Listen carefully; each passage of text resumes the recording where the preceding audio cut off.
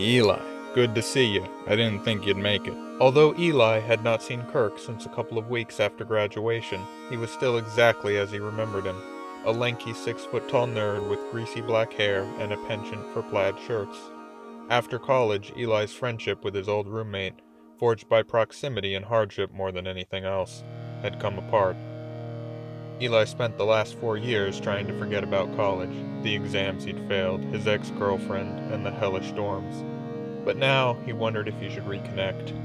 So when Kirk called him last week and invited him to a small gathering of friends, he'd agreed.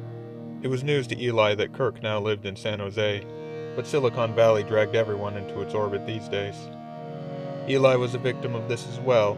In previous decades, his degree in theoretical physics would have left him toiling away in academia. But as technology slowly marched towards science fiction, corporations were beginning to realize the potential of someone like him. "Well, I'm here," said Eli, trying to look past Kirk and into the dim interior. "You're not checking for her, are you?" asked Kirk.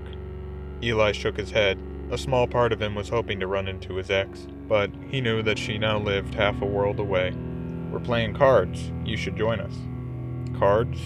Eli didn't enjoy games. Honestly, he didn't enjoy parties. Eli followed Kirk into the living room, which was decorated with loosely hung purple Christmas lights. Sure enough, there was a group of people sitting around the kitchen table playing cards. "It's a Russian card game. Alya's dating a Russian, didn't you know?" Kirk knew that Eli wouldn't keep up with that sort of thing. "Alya, Ivan, Faleo, this is my old roommate Eli," said Kirk, presenting Eli to the card players. Eli pretended that he remembered Alya. He sat down between her and another of the players. Kirk dropped into a chair across from them. Ivan began to shuffle the cards. Alya turned to Eli. "You played before?" she asked. "No," said Eli. Alya tried to explain the rules, the 36 cards, the ranking of each card in each situation, but Eli gave up trying to understand. "I'll just learn as I go," he said. Ivan dealt out the cards. Eli tried to focus on the game, but the others played by reflex and spent the whole time engaged in conversation. Eli couldn't follow either. "So Lucy is off-world?" "She's at a 3-week conference in the Aitken Basin." "Oh, what does she do?" "She's designing lunar reservoirs." "Not too exciting, I know." "You can't play that card, Eli," said Alya. Eli retracted his card. "So is the moon going to be taking any of our water?" "No, I think they have their own."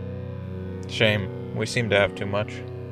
Eli was the last person with cards in his hand. "That means you're the durak," said Ivan. "Durak?" Eli didn't understand. "That means fool in Russian," said Alya.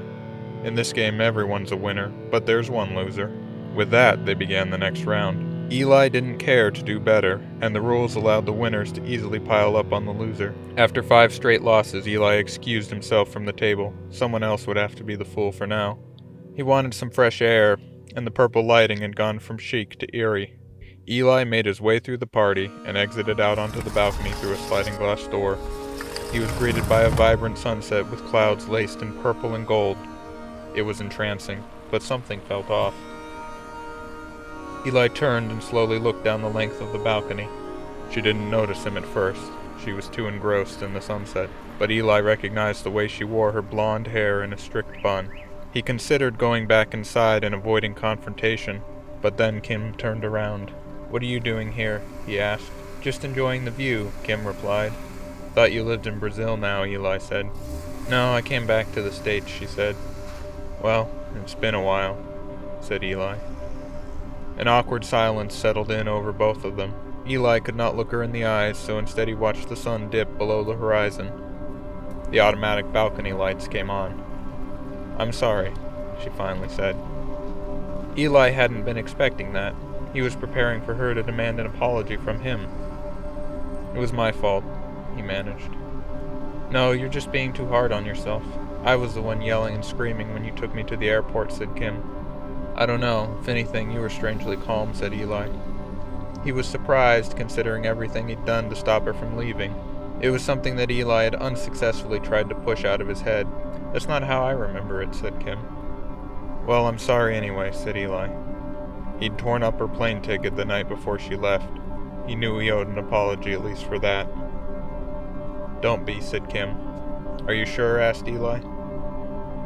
Why don't we share a drink and catch up, suggested Kim. Sure, Eli replied. I'll grab us something strong, she said. Kim left the balcony. Eli waited and watched the moon rise above the city. Something was still off, and Eli questioned the memories that he'd let haunt his mind for the past few years. He would have to ask her about it when she came back. Then the balcony door opened. Getting some fresh air? It was Kirk. Oh, I'm just waiting for Kim, said Eli. What? Kirk was dumbstruck by Eli's reply. She's getting me a drink, said Eli. Are you on something? Or are you just fucking with me? Huh? Eli didn't understand. Kim's in Brazil. She just texted me this morning. Are you alright? But she was... Eli stopped. It was time to leave the party. Then it all became clear in a slipping on the toilet while hanging a clock and smashing his head on the sink kind of way.